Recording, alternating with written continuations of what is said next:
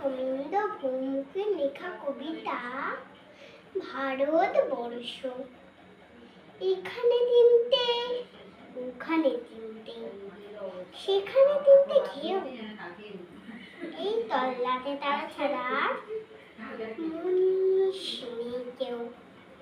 হারি রে রে রে রে চিৎকার শুনে সবাই কপারে পার। কেবল একটা হাবাগোবা ছেলে নাম ভুলে গেছে তার দু চোখের দৃষ্টি কেমন স্বপ্নের মতো। আমির খানের মুখের সঙ্গে একটু ছিল। সবাই ধরলো, মারলো, বললো বল জয় শ্রীরাম। ছেলেটা বলল রবীন্দ্রনাথ, নজরুল ইসলাম। আরো একজন বলল